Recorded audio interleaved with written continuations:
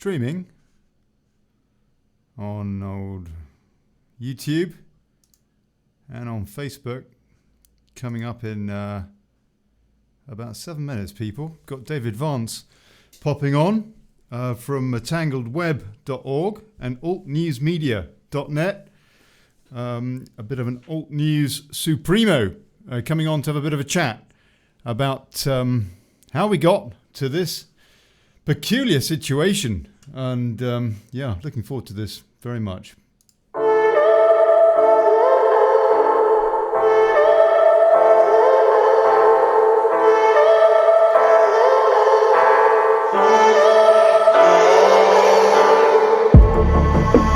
Feeling so hollow, don't you know, don't you know, I'm living in shadow,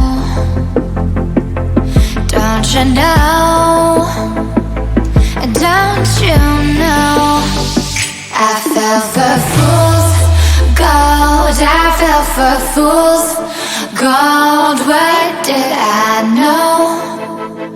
What did I know?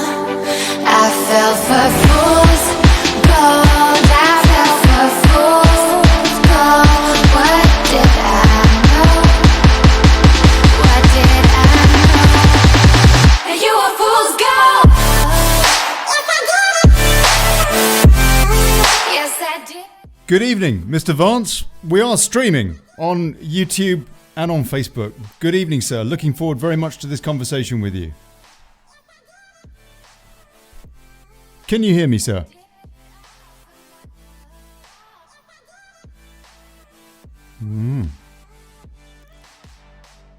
Well, we're streaming a bit early here, 5 minutes before the show starts, so that we can sort out any technical hiccups.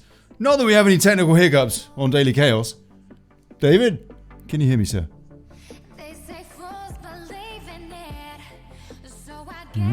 I don't think you can. David, can you hear me? Nod your head if you can. This is going to be interesting. Gold, what did I know? What did I know? I fell for fool's gold. I fell for fool's gold. What did I know? What did I know? You were fool's gold. Yes, I did.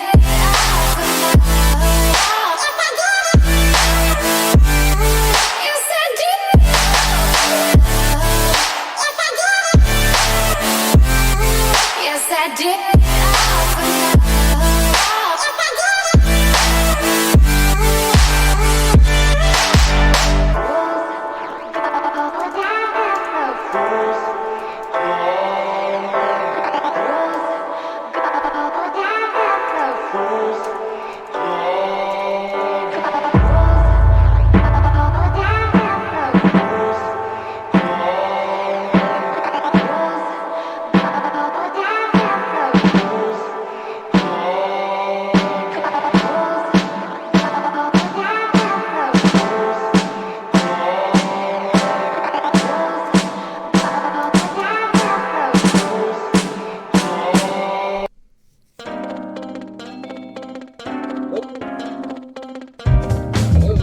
Hey, Viscount.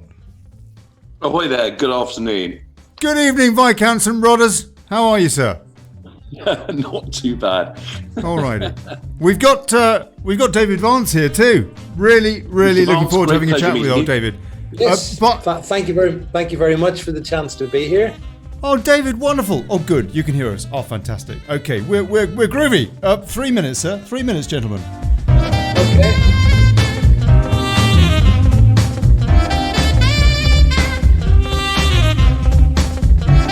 If you're watching an archive version, you might want to fast forward 2-3 minutes, unless you like the groovy, copyright-free sounds, yeah?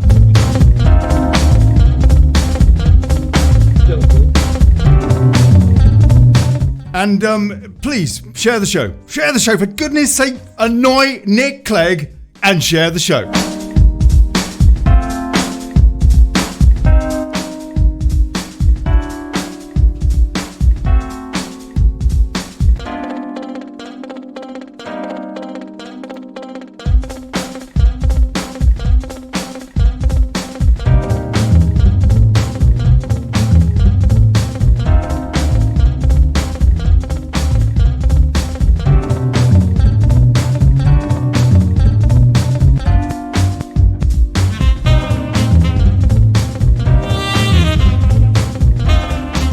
Two minutes, people. I'm just over here wondering what on earth we're going to talk about. I mean, it's just nothing going on in the news, is there?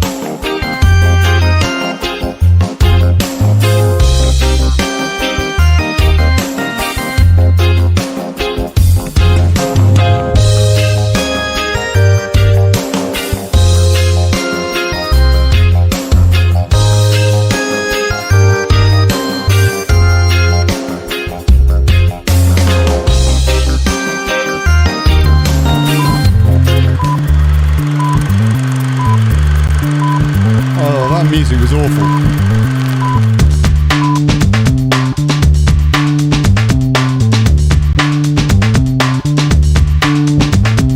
Hey folks,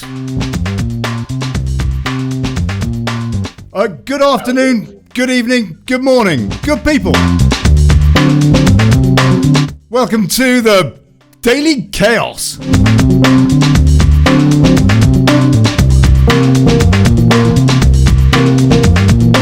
Ordo ab chao, yeah?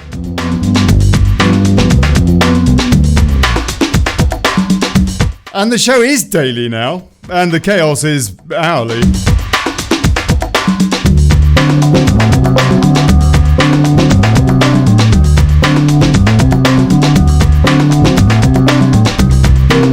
So I'm here with co-host Viscounts and Davids.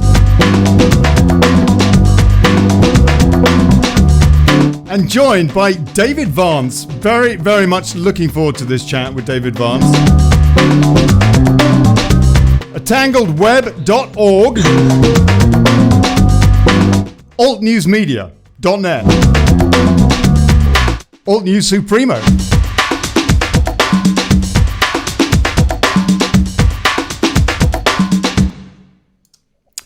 And tonight's show is called Ground Zero. We're going to be talking about, well, a whole bunch of stuff, guess what? But we're going to start off talking about Italy and how Italy has just become so terribly, terribly inflamed with this awful coronavirus epidemic, with now the last stats looking at 2,503 deaths, 31,000 infected, nearly 3,000 recovered. David Vance, good evening, sir. Thank you very much indeed for joining me and Rodders, the Viscount. Rodders, David, Rodders. Pleased to meet you, Viscount. You too, sir. Please tell me, David, I know that you've been writing and researching this situation quite extensively yourself. How was it that Italy got into such a terrible mess over coronavirus compared to, say, the United States, which seems to have fared quite well? Well, there is a clear reason why Italy has become a hotspot for coronavirus and for death and infection. And it's one that some people in the legacy media don't even want to talk about. So let me just spell out exactly the background to this, because it's an interesting story. And really, to understand it fully, we need to go back in time to the late 80s and 90s, round about then. And at that point, China started to acquire companies in northern Italy. And those companies were producers of textile and leather goods mainly. That's essentially the sort of companies that they started to buy up. And that accelerated through the 90s into the noughties. And it became really quite significant. The reason the Chinese did this was they saw a commercial opportunity to own these companies' factories, so they could produce product with made in Italy on it, sell it back to China. And then the other thing they could do is, and this is where it all starts to become frighteningly apparent what happened, they imported huge numbers of Chinese from, guess where? Wuhan, round about 100,000 or so. They came across to work in these factories, so the labor cost was very low. So what was happening was China had essentially taken over quite a chunk of Italian manufacturing. Italians were perfectly happy about this. They were making loads of money from selling their companies, their businesses. And the Chinese were very happy about it. And so there was also, I think, a significant number of illegal Chinese immigrants also coming across. But of course, with open borders, who knows how many that could be. That takes us more or less up to recent times, actually, till around about the beginning of this year, when what we had was, and this is the crucial bit, we had a significant number of these Chinese people working in northern Italy, going across to China for the Chinese New Year. And then, because there was a direct flight, by the way, there was a direct flight from Wuhan to Rome. Oh, yes, all the way from Wuhan to Rome. Yeah. And they came back, and they came back in numbers infected. And that is why northern Italy mysteriously, magically has suffered so egregiously, because a vast number of Chinese people had returned from China, having acquired the virus in China, in Wuhan, which is where it was rampant. And it was rampant in December as well as early January.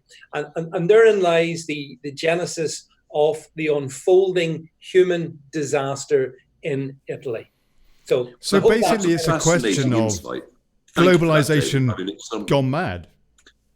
I mean, and of course, with any contagion, it's like the doubling dice on a backgammon board. It doubles very frequently with human contact. But I was not aware. I mean, funny enough, I've done quite a lot of business in northern Italy, Milan in particular, and Bologna. I used to be in the stainless steel business, and I was not aware. And thank you very much for the information, that in actual fact, these leather goods and textile companies have been bought by China. And that entirely explains, if there's a direct flight from Wuhan to Rome, in actual fact, all it takes is people coughing on an aircraft. One person has it, the entire aircraft has it, because it's recycled air on a normal 7, whatever aircraft. Yeah, aircon on aircraft has always been a nightmare, but particularly with this kind of stuff. Yeah, and of course, it doesn't take long, in actual fact, for these huge numbers to break out.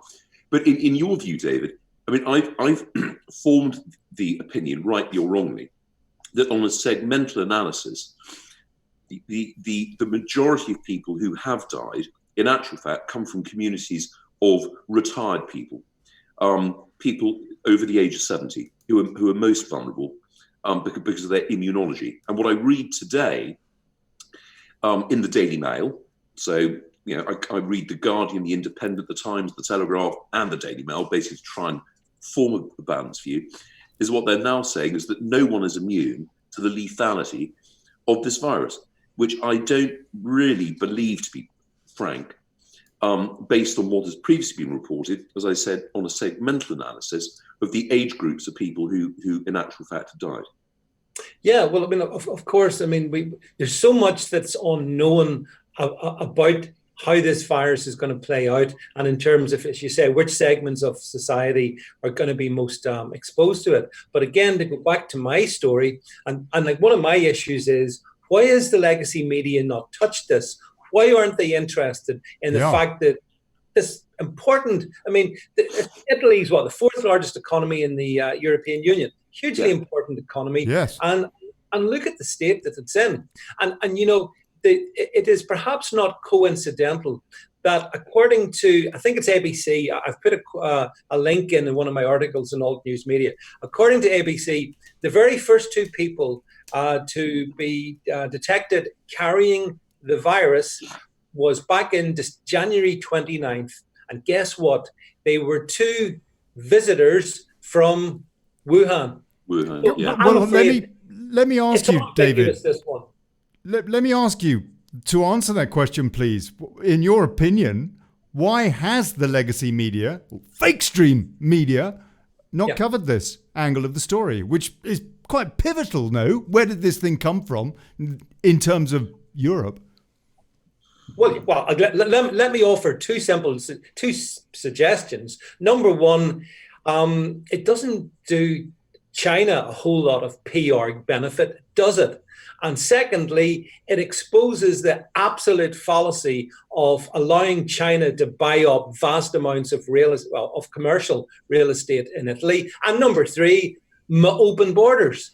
I mean, this goes against everything that the legacy media essentially preens itself as sort of saying. So if you want to talk about the actual core reason for this infection, the media won't talk about it. So I mean, for a long time, I've been an arch opponent of the legacy media. I despise the legacy media in so many ways, because when it comes to matters of truth, they won't talk about harsh truths. I fully understand this is a harsh truth. Look, I've got friends in Italy, like you were saying there, Viscount, you've done business in Italy. I do business in Italy. So I fully get the suffering, the tragedy of Italy. Actually, I completely get it. I'm totally sympathetic. And it's going to get a darn sight worse. Yes, because in actual fact, if you look at Italy and France and Spain in particular, who are so dependent on tourism and income from leisure activities like cafes and what have you.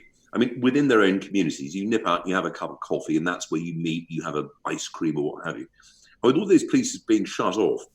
Well, if we start with the airline industry, that is a huge employer, and if we forget the pilots, you talk about the cabin crews, the baggage handlers, the ground staff, the auxiliary services, like the fuel suppliers, the oil suppliers, the engineers, the mechanics. The knock-on effect, the trickle-down effect to the basic underlying economy, which in Italy is already as fragile as it could be, it's catastrophic. And what is the ECB? What is the EU going to do? Is Germany going to provide a bailout? Are we going to find more quantitative easing, printing more euros, basically just to feed them into the system, which of course, you build up inflation, etc. What's going to happen in Spain? Spain has closed all the hotels today. That's the latest thing off the back of the quarantine. That's where I am based, by the way, David. I'm in Spain. I'm holed up. Which is why I took this show to 7 days a week, because I ain't got nothing else to do.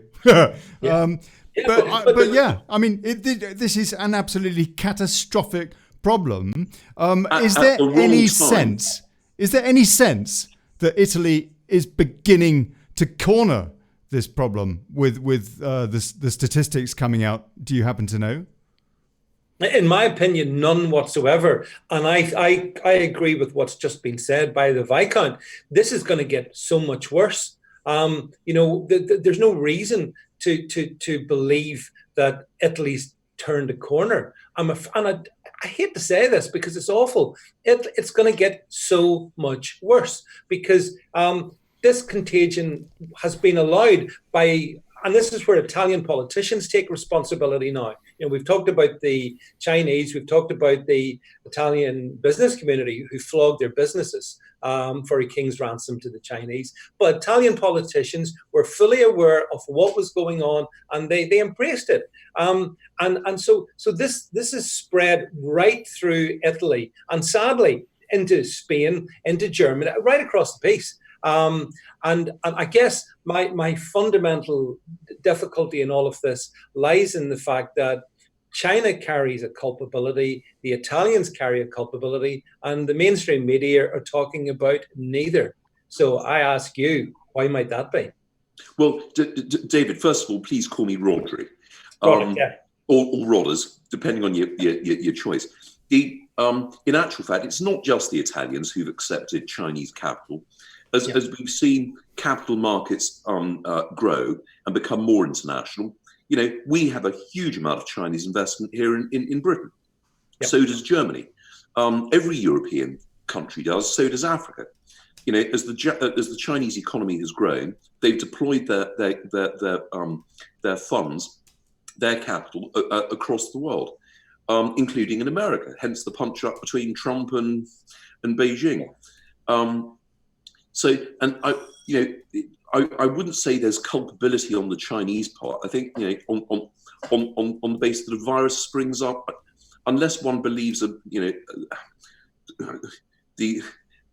story that it's been man-made as a sort of weaponized virus and spread, which I don't run with, to be frank. I don't necessarily run with that, but I do think that the Chinese Communist government demonstrated a lamentable lack of getting to grips with it in the early stages. I also think that the figures coming out of China, at the moment, in terms of the cases, are apparently at zero. Listen, if you believe that, I've got some property I want to sell you in downtown Syria.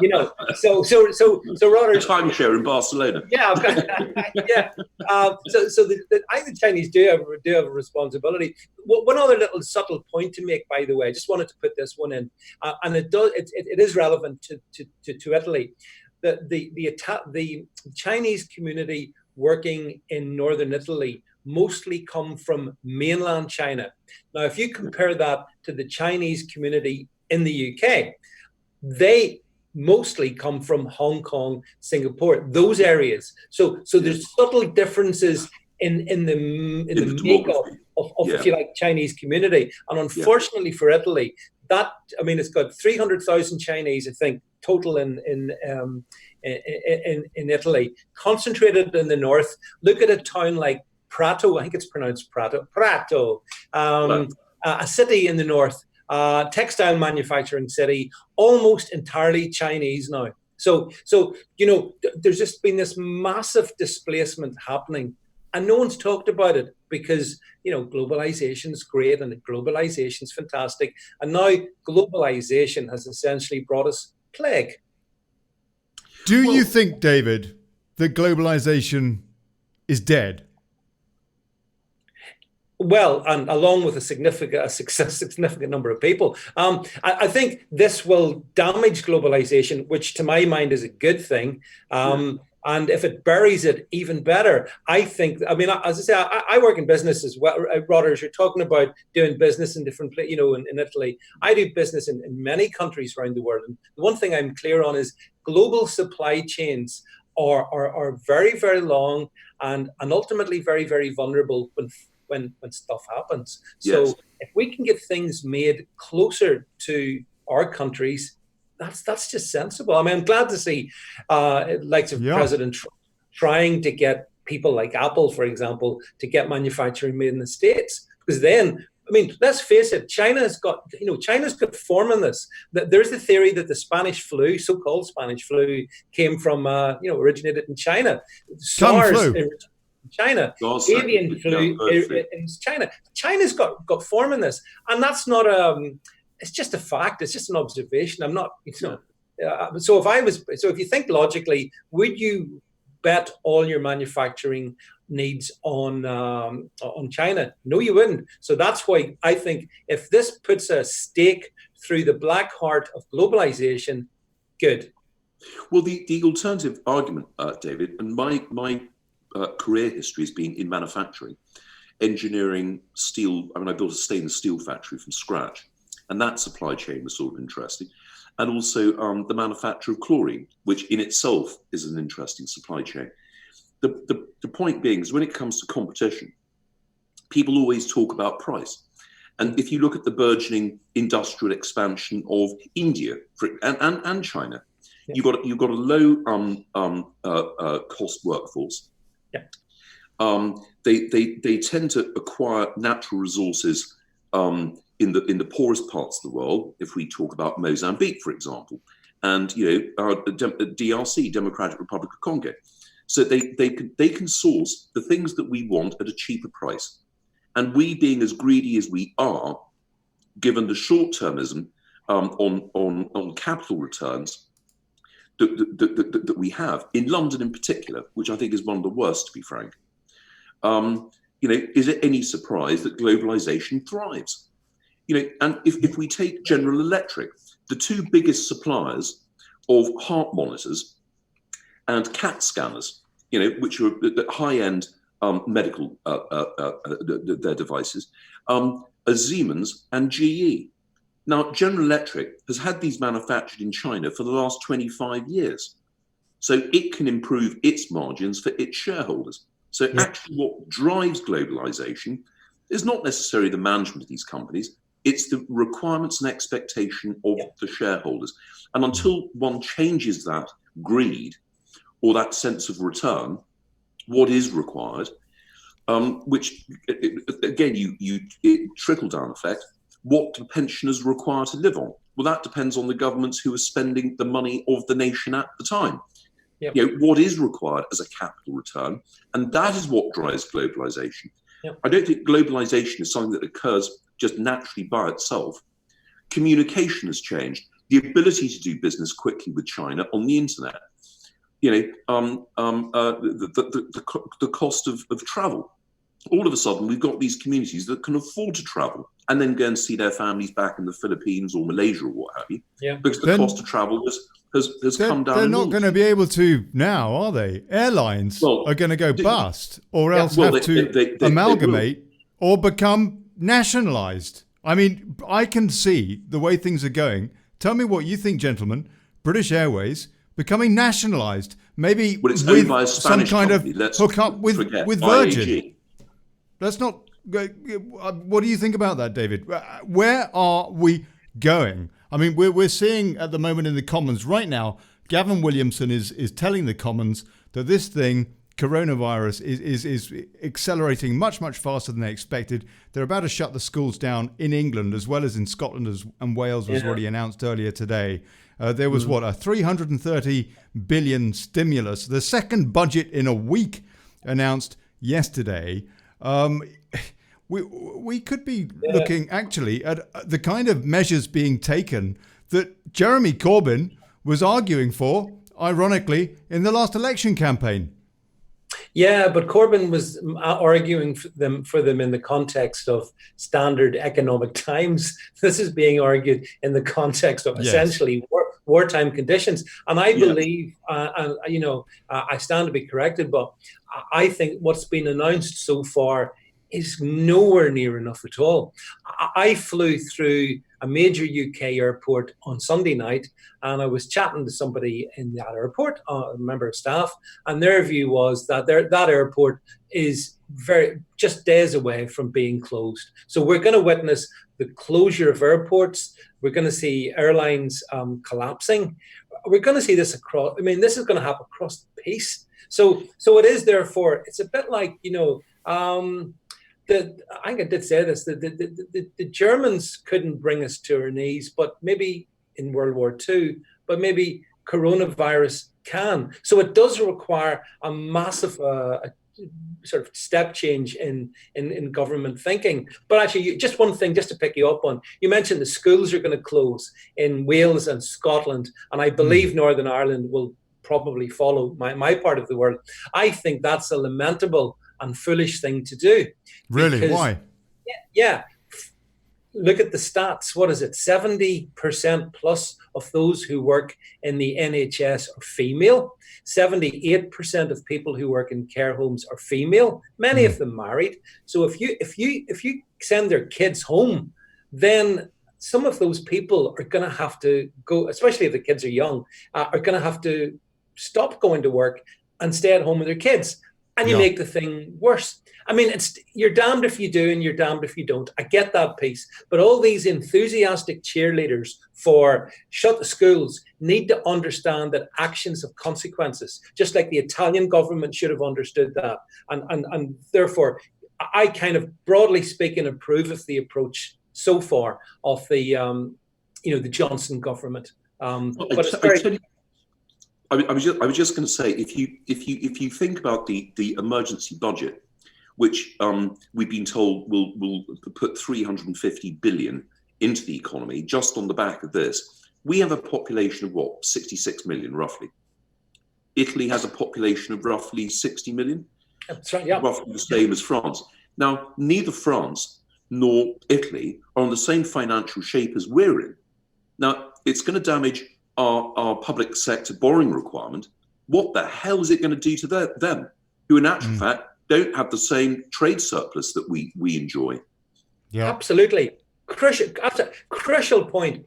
I think it's not just globalization that could perish as a consequence of this, but I cannot see how the European Union itself can financially, Rodders, continue, because this is just, I mean, if the Italian economy topples over, that's it, lights out. Yeah, but you'd think so. The Spanish economy is going to have issues. The French Germany, economy, they're closing half the BMW plants, aren't they, already? Yeah. Well, this is the destruction basically of the EU, because Germany can't afford to bail everyone out. You know, we've already been through the Cyprus issue, the Greek issue, the Italian issue, all these loans. The point being is that the budget increases that are required cannot be generated domestically. Yeah. And this is the point, I think. They're all going to sit around a table and say, well, actually, we're going to become rather more nationalistic in internal sort of thinking. You know, the bloke in Frankfurt working in my chlorine factory is not going to want to see half Germany's wealth going to support and bail out countries that have this force majeure spending. Absolutely right. Yeah. So I think in the weeks and months ahead, we actually could see something which I've wanted to see: the return of the nation state and the destruction of the European Union. And the two things, obviously, you know, one follows from the other. Absolutely. But you know, a general rule of life is you follow the money. You tend not to go far wrong. And if you follow the economics of coronavirus, it's kind of devastating for the European Union model. It's devastating for us in the UK. But as you say, Rodders, I think we're probably strong enough to weather the storm and get by. But let's be honest, most European Union countries aren't, and no chance. And the Germans won't bail them out. And therefore, the crisis is coming. And then the cherry on the cake is, this is, of course, the year that the UK monies into the European Union budget hopefully finish for the last time. So, you know, they had a problem to start with. Now, in my opinion, they're hurtling into the abyss. It's been compounded. Absolutely. Good enough for the European Union as well, I have to say. No sympathy for the European Union, every sympathy for the nation states. Yes, absolutely. Well, there is a difference between the EU and Europe, who are our friends. Absolutely right. Very good point. Yeah. It's the EU. And just very quickly, coming back to the EU, the EU has produced no audited accounts for over 15 years. You know. If you run a company on that basis, you wear handcuffs. They never have. They've never, ever produced a set of accounts which has been signed off. Yeah, that's right. Actually, you're right. You're well. They used to be signed off internally, not by an external auditor, but they haven't actually issued any accounts for over 15 years. They have budget statements and budget sort of forecasts on expenditure, and that's about it. You know, you are in prison. You're an HMP Wandsworth if you run a business like that, whether you're a private company or a public company, you know, but they get away with it.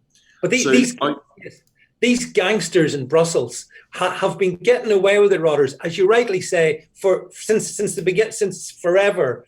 And only now, because of this, because of the scale of coronavirus, or to be more precise, China virus, because of the scale of that, this is going to put the European Union in a place that I don't think it can recover from.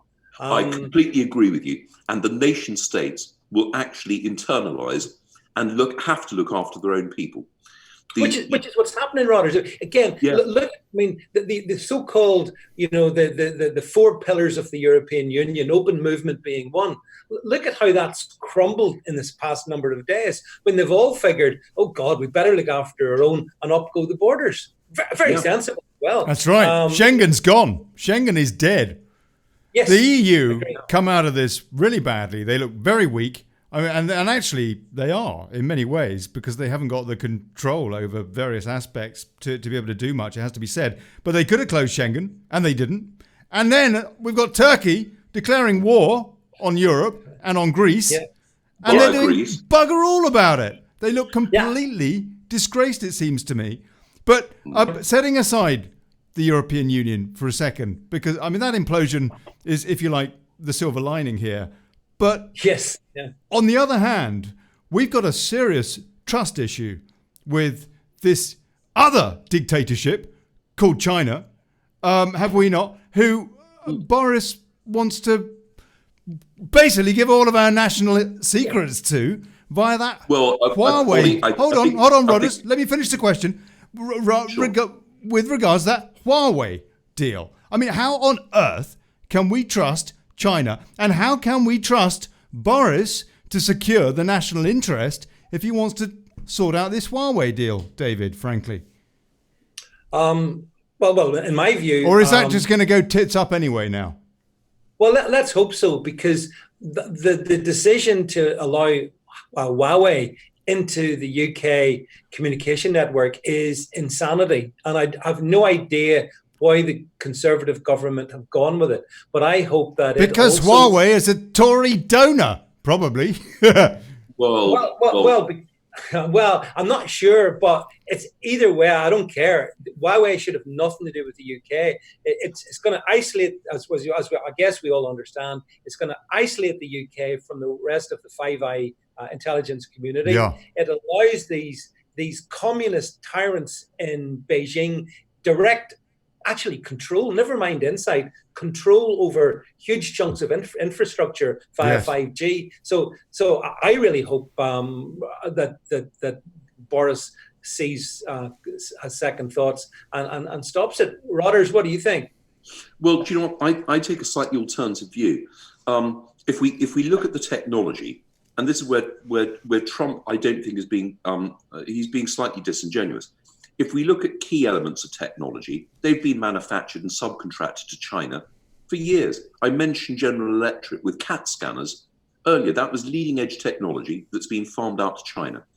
When it comes to our security and national defense, we don't use 5G. We don't use mobile phones. They have access to that information anyway. So we're not actually giving much up. You know, if you actually look at how, for example, our special forces operate, they work on a Saba. Well, it used to be Saba. You say that, Rodders. Hold on. I've got to take you to task over that. And I've written a book about internet security, and I've got to take you to task over that, because the fact is that it is possible with Huawei having a limited interest in the 5G network, which, as I understand it, it's about 1/3 of the network. So it's not that limited to slip in what are called rootkits. And man-in-the-middle attacks are possible, whereby they can pry on, for example, Cheltenham GCHQ and goodness knows what. Basically, whatever they like. They can, in the firmware of these various contraptions which will constitute the network, insert ways to be able to spy on us. And it is Chinese law that all Chinese companies, when ordered to by the Chinese dictatorship, have to spy or do the bidding of the Chinese dictatorship. Therefore, Olly, Britain, and by association, the entirety of Five Eyes is at risk. Yeah. When we talk about security, what exactly are we talking about? Because it's a very information easy word. Well, I understand that. Is it the information from the individuals, you and me having a chat on WhatsApp, or is it essential information of a military? Or probably both, nature. Potentially both, but the latter more concerning, sure. Well, yeah, and that information generally, unless a minister leaves a briefcase on a train which seems to be the biggest leak of information affecting our national security. which has happened a few times. Leave it on a car seat, and the car gets nicked. I mean, come on. Actually, can I just interrupt? Breaking news. I've just had a message from Beijing saying there's nothing to worry about. Because they know they've got it already.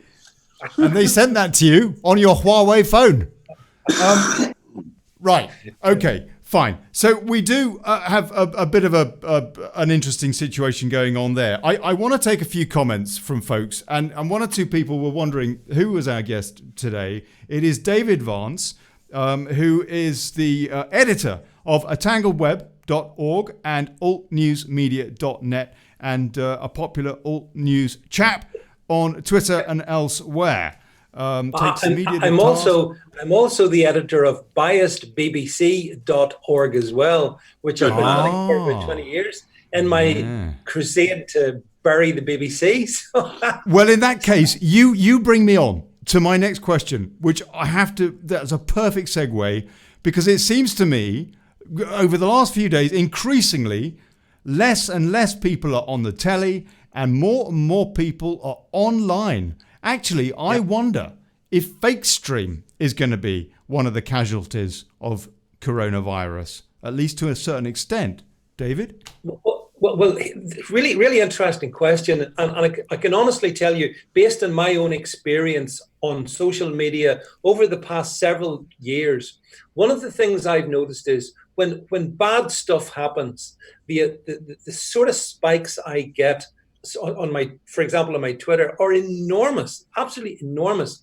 And so I figured out that when this sort of stuff happens, people don't go to their TV. They don't tune into the BBC or Sky or Channel 4, any of that nonsense. They come online to get a different plurality of views. And so I've believed for some time that the BBC in particular is dying. Roughly each year there's about 1 million or so less renew their TV license. So fewer people are watching the likes of the BBC for news. And now, as we face unprecedented times with Chinese virus, they're coming to us. They're coming to the, if you like, the new media, the alternative media, and that's a good thing, surely. I've got a question for you, David. If you were appointed governor of the BBC, and frankly, I think it couldn't be better hands than yours, how would you reform it?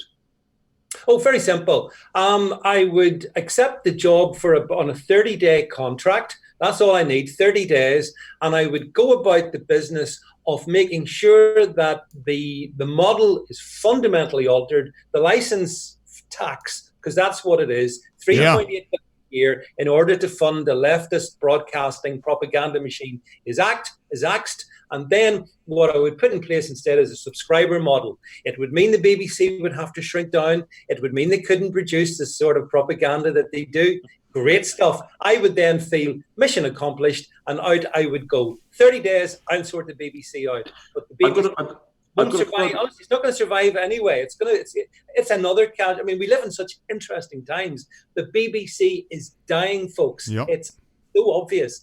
And I couldn't be happier. I've campaigned for decades about it. Me too. And I'm ex BBC, David, and I have to tell you that I am chuffed because the reason I didn't get on there was because I was an honest journalist working on the wrong side of the tracks, apparently. I came back from the dark side. I'd like to make a simple point and then ask David in terms of how reform could and should happen.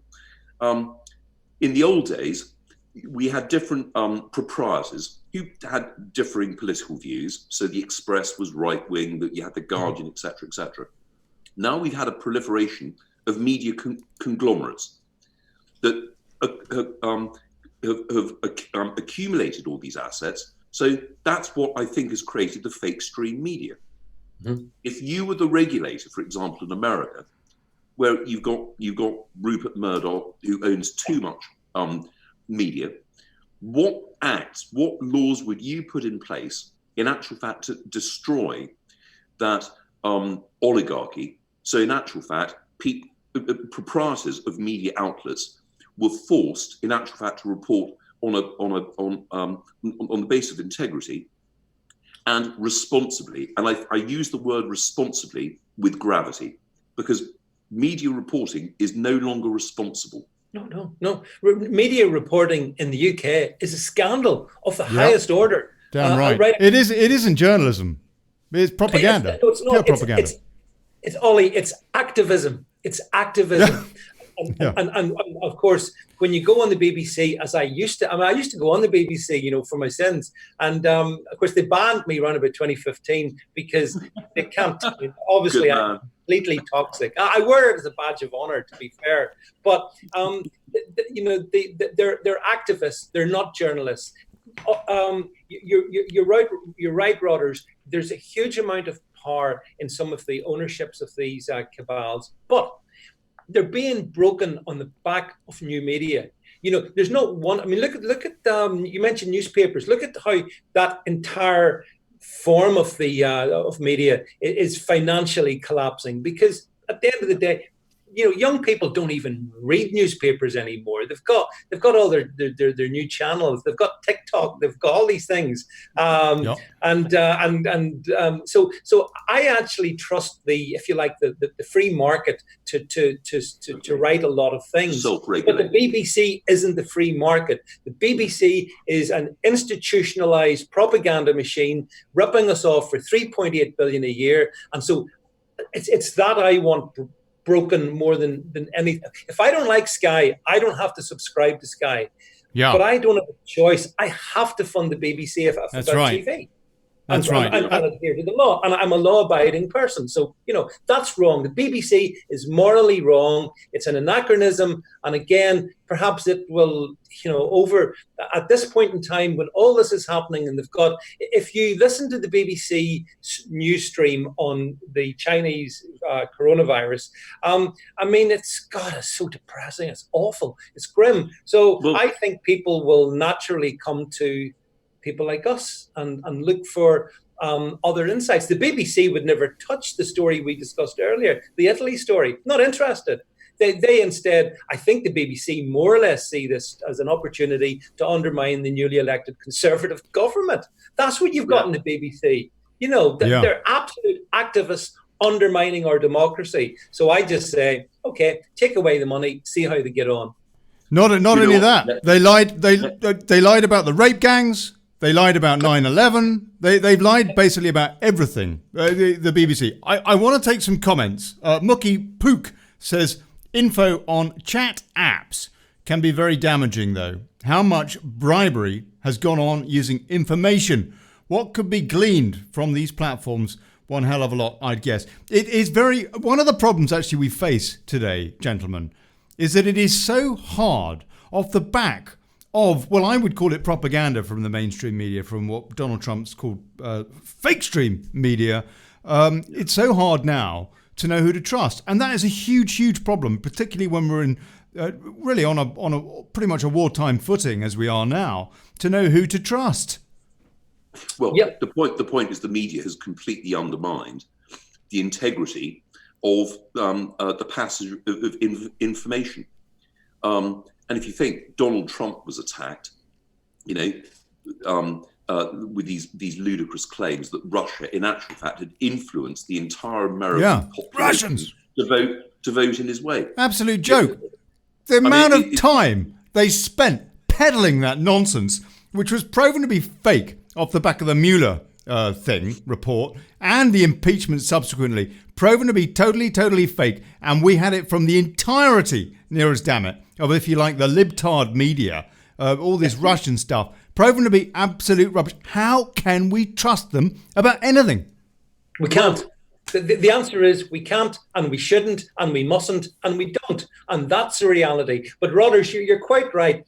The mainstream media have broken trust, but they've forfeited trust. But I think those of us in our own different ways, in our own different channels, I think, I just simply have to look at the kind of, the growth in my own channels. And I kind of think that, people that don't have, I always sort of say to people, look, I'm no neutral observer in this. I've got a clear agenda. I've got a clear narrative. Don't hide it. You're being honest. I mean, that's right. the whole point. Yeah. You're a thinking. Yeah. The thing that concerns me the most, in actual fact, are the next two generations. We're roughly the same age group. And we were taught before the growth of the internet to think for ourselves. Yeah. We were allowed to climb trees, fall out, and if you break your arm, you just remembered how to climb a tree slightly better. Yes. The problem that we've got in our education system is, in actual fact, a lot of teachers are peddling an agenda the same way that journalists do. Common purpose. And we're not teaching our children to think for themselves. They've grown up as this millennial idiots with this sense of political correctness, which is a complete nonsense. And life has become so much easier for them. You know, necessity is the mother of invention. If you wanted a go-kart and your parents couldn't afford one, guess what? You built it yourself. I don't think the modern generation, in actual fact, have been educated in that way. If I was a millennial listening to you, Rodders, my response would be, okay, boomer. Oh, yeah, exactly. You old fart. Go away. Yeah, I mean, and that is a sad thing. And I completely agree with all that you're saying. You know, having independent thought, independent analysis is so healthy, and that's been strangled by the legacy media because they don't allow independent thinkers on. So the one thing we can do, which we are doing, is we are all independent thinkers. We put out opinions. People can, you know, choose to believe them or not, whatever, that's fine. But at least we provide different perspectives. And so maybe that's one good thing we're doing for the millennials, so that when they eventually do grow up, they'll be a bit more grounded and be able to argue beyond, okay, boomer. Well, I would say, gentlemen, there is nothing wrong with views until it masquerades as news. I just want to read a few more comments. Let's get a few comments in here. See what people have got to say about this. Michael Page says, common purpose. Hope, not hate, should be all shut down. Alison Tarvett says, brainwashing. I call it. David Laddie, bit late. He's talking to Aaron Bacon, who says, Tesco will impose restrictions on all customers to buying a maximum of 3 products per line from Thursday as it copes with the high demand from the coronavirus pandemic, the company has announced. I was looking at pictures earlier of people having a fight in a supermarket in London earlier. There's all that sort of stuff going on. Hang on. No, what you just said, Ollie, can you imagine that? How many fights occurred at the greengrocers in the Second World War? Yeah, I mean, I as you know, I don't know. Quite a lot of time with, I don't know. Hang on. I spend quite a lot of time with veterans. Yeah, and I know you do. Remembrance Sunday is a great event in order to catch up with part of our older culture. Yes. There wouldn't be punch-ups and people wrestling each other for a tin of beans. There might be a bit of, well, you got a bit more than your ration book, but there was not the same level of abuse because we had a community spirit. And common shared values. No, I mean that's half the problem. Yeah. This is a fascinating subject. I want to ask you gentlemen about now, please, because here in Spain, it seems to me that they could fare far, far better off the back of this, through this terrible time, than is the case in the UK, because they have family values. They have shared values. They don't have a broken culture, a ghettoized culture, as is the case now in the UK. Absolutely. In the UK, it is so riven, so broken. I wonder how much of a problem, please, is that going to be now over the next few months? Up to you, David. You go first. Okay, thanks, Rodders. I mean, it's a great topic, and it's a very profound area, because people say to me, just like Rodders said, you know, like back in the Second World War, Britain was different back then. People didn't behave so atrociously badly as we've seen in all the online videos. But, you know, the reason why it's different now is Britain is different now. And there's been societal change. And in the last 20 years, 30 years in particular, there's been massive demographic change. And, one only has to look at, and this is a harsh truth, but I'll say it anyway, it needs to be said. You only have to look at some of the video footage in the UK, in those supermarkets, of people fighting like animals in the aisles, and look at the demography of the people doing it. And guess what? It's just the way it is. I'm sorry to say it. It's the truth. It is. And to go back to answer your point, Olly, I think you make a very fair point about countries like Spain and actually Italy as well, yes. Rudders, where the family unit is still sort of reasonably intact. It's been fragmented and broken in the UK, and that is a real problem this country has. And I think the word you really want to use, but you've kept, is immigration. The reality is our communities have been diluted in terms of British standards and values. And we've been told we're not allowed to have our standards and values because we have to accept other people's cultures. During my sentencing, when I made a joke on Facebook, the chief magistrate, who is a district judge, I mean, she's no lightweight, she felt the need to make the statement, this multicultural society that we are lucky enough to live in. It's like, well, I'm sorry, I was born here. It's my culture. It's no one else's. And if anyone wants to come to my country, you accept my culture. I don't have to accept yours. And that's the difference. Spain, in actual fact, maintains a very strong culture, as the Italians do. And it's got to do with education. I think there's a degree of religion as well. I just happen to be a Roman Catholic.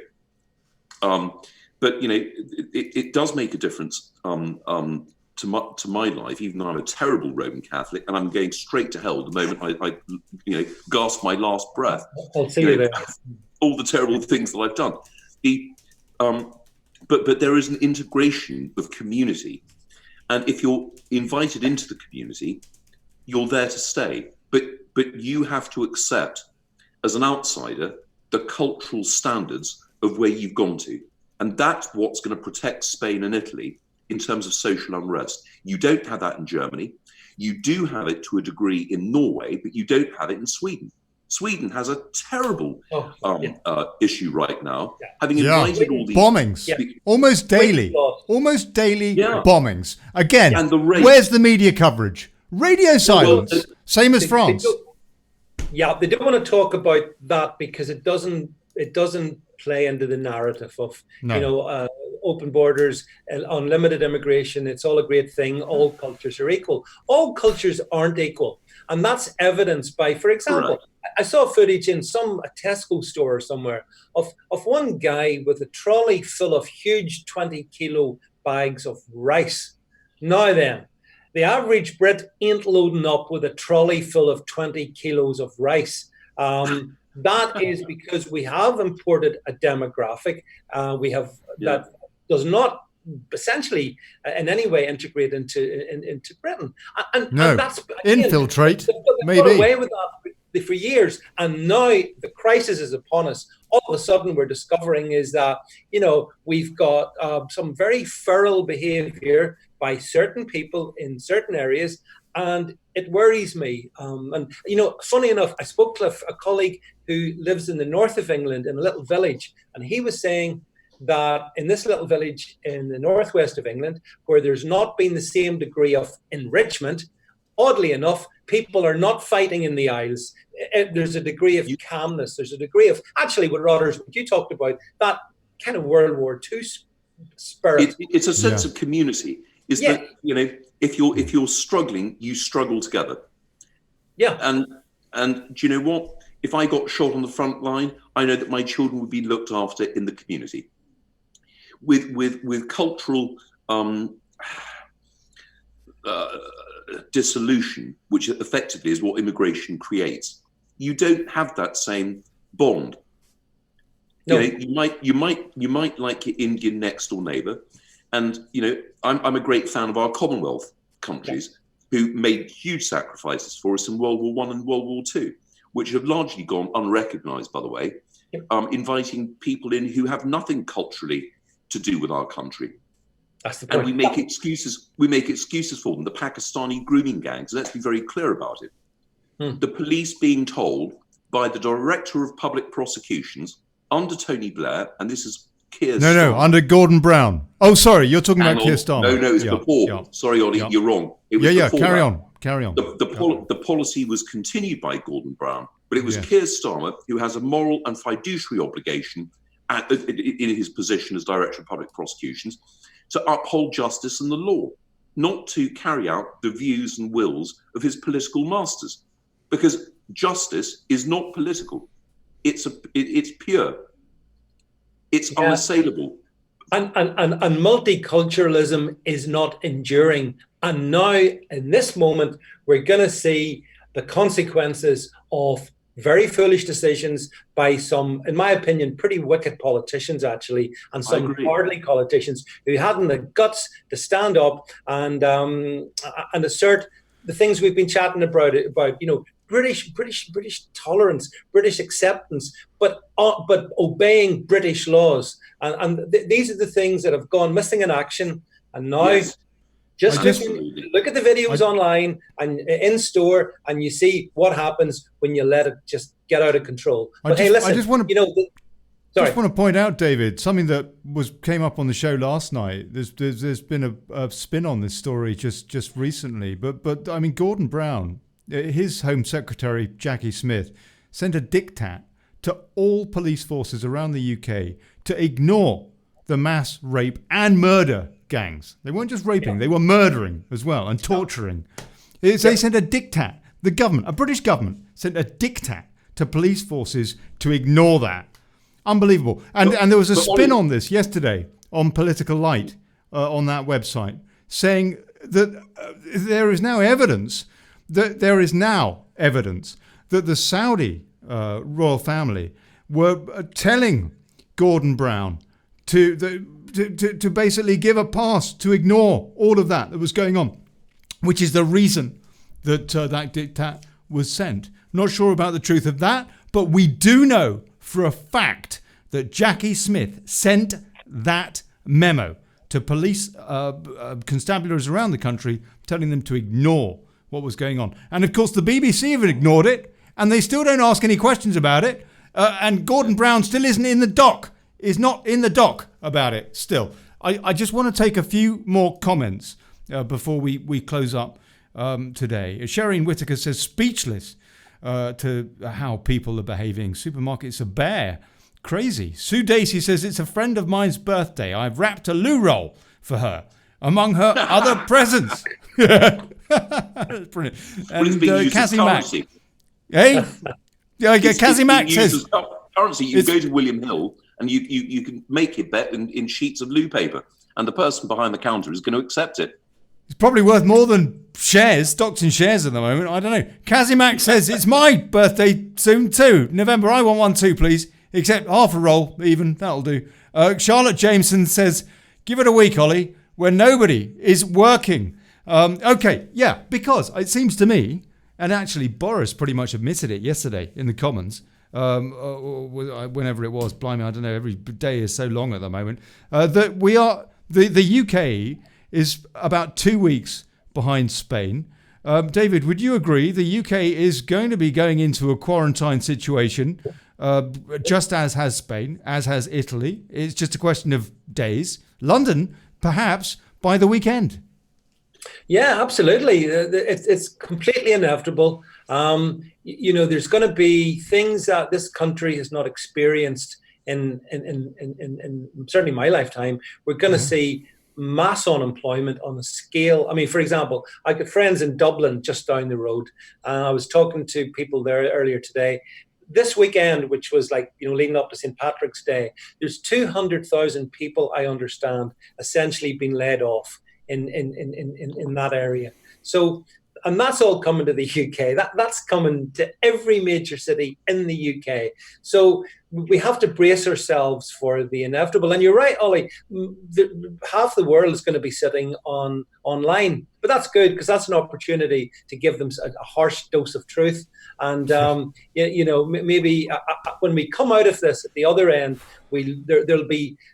Things can be better. I mean, I always try to find the positive, even in the worst scenario. So if the best things are we reinforce the family, British values, stand up for our borders, assert national control, then those will be positive things from an otherwise horrendous scenario.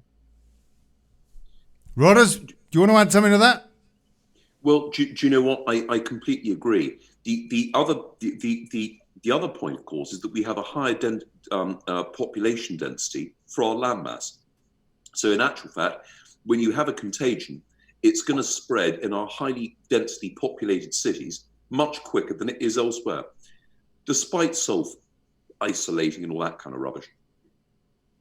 People will need to go out and buy food. If you are earning, let's say, the average wage before tax, it's about $2,500 a month. You can't afford to buy 6 months worth of food to avoid a contagion. It's just not, you can't do it. Paying the mortgage, paying for all the other bits and bobs. You can't afford to warehouse a sufficient supply of food for this virus to die out. We have 66 million people. And David, I made the point I think yesterday on the show. If we take the French landmass and we compare population density, France can afford to accommodate over 170 million people in addition to its existing population, which is something in the order of 60. And Russia, the entire population of Russia is only 147 million. So France could accommodate the whole of Russia and pretty much most of Spain to equal the population density we have here. When you have a population density, Rodders, driven entirely by inward immigration, not driven by the indigenous birth rate. I agree with you. We have an aging population, which is why our fatality rate is going to go up. We breed, I think it's 1.6 or 1.8 children per family that are breeding, and the Muslims are well over 4. And the point being is we have an aging population, and our aging population are the most vulnerable to this virus. So our fatality rate, when we report it correctly, unlike the Chinese, and I don't agree with any of their statistics, by the way, because they're massaged, our fatality rate is going to be on a par, at least, if not much higher, than Spain or Italy as a percentage of those diagnosed. Yeah, it's a frightening prospect. You know what lies ahead. But David, last question, very, very briefly. Then, it seems to me that we are going into a situation now where, for example, there's going to have to be some sort of universal credit type salaried situation, such as going to be the casualty rate. On the other hand, there are a lot of people now. Okay, this is quite a big question to answer. There are quite a lot of people that are wondering if this situation has been entirely manufactured.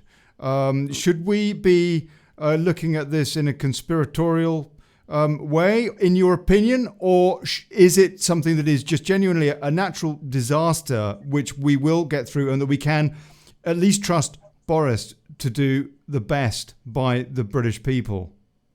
Okay, so I remember when I was young, there was a poster I remember seeing which said, just because you think they're not out to get you doesn't mean that. Just because they say they're not out to get you doesn't mean that they are. In other words, don't trust politicians. Alert, alert. Don't believe their good motives. I don't believe their good motives at all. I'm not a conspiracy theorist by any means.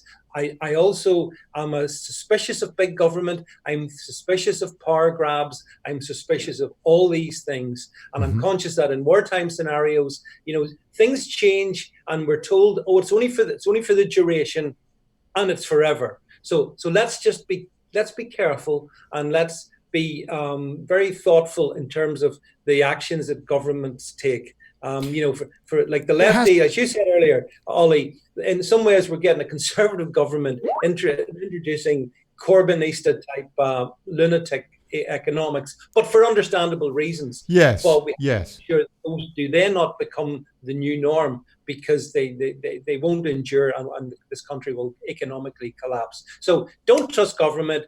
I think people should trust themselves, trust their own judgment, and trust their families. That's where trust should be put, not in politicians. David Vance. You're absolutely spot on, which is why 17.5 million people voted to leave the EU.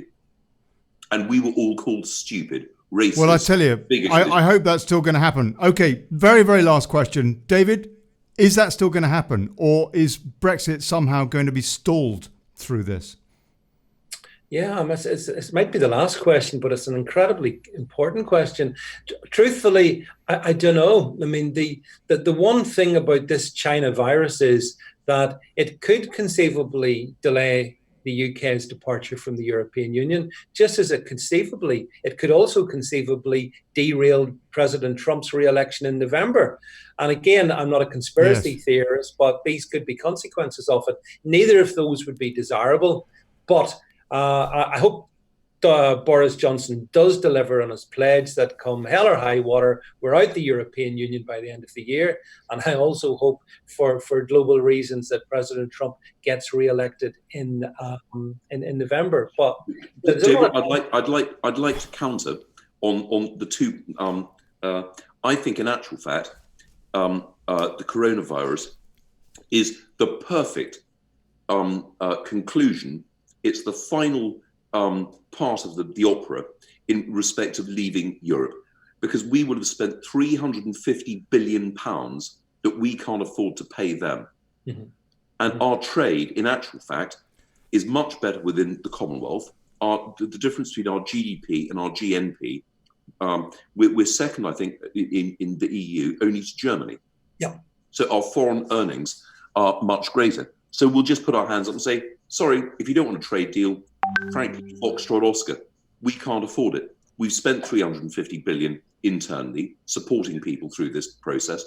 And I don't think there's anyone in politics other than Trump that the Americans trust more, because he has pulled off his gloves. He's told the Chinese to Foxtrot Oscar. He said he's building his wall, and he's building his wall. And Americans like someone who delivers with straight talk and language. And the interesting thing about communication, and I was astonished when Trump started doing this, was using his Twitter account. It's direct communication with the people that is not filtered through a PR firm or rehearsed like Hillary Clinton, who's stolen $500 million through her foundation with Bill. You know, these people have never earned a nickel in their lives, and yet they're worth $250 million, and they have a foundation. But putting that to one side, I think in actual fact the coronavirus will have a positive outcome for Britain. It's a terrible thing to say, but that's the reality. It affords Boris Johnson, who is Churchillian. I choose to believe that, and I really do believe it. He wants his place in history as a legacy prime minister. Certainly hope so. Certainly hope so. It has to be said that, setting Huawei aside, and that is a big aside, he hasn't really put a foot wrong. He has, in my opinion, cocked up by not stopping international flights, at least from China. So, let's just be clear about that. Brothers, let me finish my point. He has at least. He's basically done pretty well, no, David? I mean, he has so far. He is showing good leadership, no? Absolutely, and this is again. I would echo with what Rodder said. Boris wants to be Churchill. I mean, no doubt about that. He sees himself as the latter-day Churchill, and this is his moment, because this is our darkest hour. So this is the opportunity for Boris Johnson to rise above all the dross from the legacy media and actually lead this country. And you're right, Ollie. Apart from, he's done a couple of things I'm not happy about, but nobody's perfect. I'm not perfect, neither is anybody listening or watching this. But he's now got such a set of circumstances to face that if he is successful, he will become the very thing that he always wanted to be. Fate. David Vance, thank you Absolutely. very much indeed, sir. David, it's been a pleasure meeting you. It really has. Thank you. I really enjoyed that. Yep. God bless you, David. I'll tell you what. We're gonna. Hey, Rodders, we're gonna have to ask David to come back on because there is so much. David, please, sir. I don't know if maybe we could do something next week, but there's so much to talk about. I suspect I'm going to have a lot of time in my hands. So. Yeah, you are. And I'll tell you what, it's awesome. Very happy. Awesome for Daily Chaos. It's so easy to get guests these days because everybody's going to be in quarantine. Yeah, this guys, it's been an absolute pleasure to speak. Thank you both for your time and thanks for inviting me on. It's been a good laugh. I've enjoyed it. So, David, God bless you. I've enjoyed it thoroughly. I really have. Okay, thanks, God bless Rodders. you too, Rodders. All right. Aye. Chat soon, Thank you, guys. David. Bye for now. Bye-bye. Nighty-night. Nighty-night.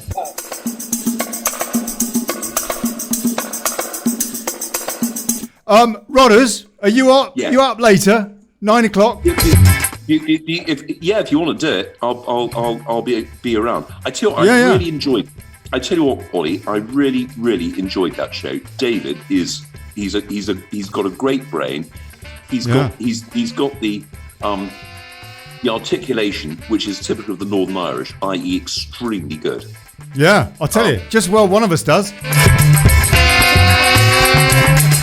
Why do you think I got him on, mate? We needed a prop. Right, okay, Rodders, I'll see you at 9. YouTube, Facebook, and Wake Up UK as well. No, tonight, what 9 you o'clock. need, the only way I can do it, by the way, is you need to email me the Zoom thing. I will. Invite me in. I will. Because I can't. I'm off. I'm not allowed on Facebook for another 20. Oh, don't worry about that. No, I'll email it to you, Rod. I'll email it to you. Email it, and I'll come on. We've got Mark Conway on too. Mark Conway's coming on. He's actually got a pretty difficult story to tell us, but he's going to be on tonight as well. And Daily Chaos is 7 days a week now, because I ain't got nothing better to do. Quarantine, all that. 5 o'clock GMT in the afternoon. 1 o'clock Eastern Time, EDT. If you want to watch in Washington, Mr. President, tell you all about the BBC and where they're lying and all that. Fake. And wherever you are around the world, God bless you. All right. And Ollie, catch you later. I hope you appreciate I didn't drop a single swear word. No, you didn't. Just a bit of Foxtrot Oscar. That's all right. Thank you. God bless you. See you later. 9 o'clock. Right, all right. See you later. Yeah.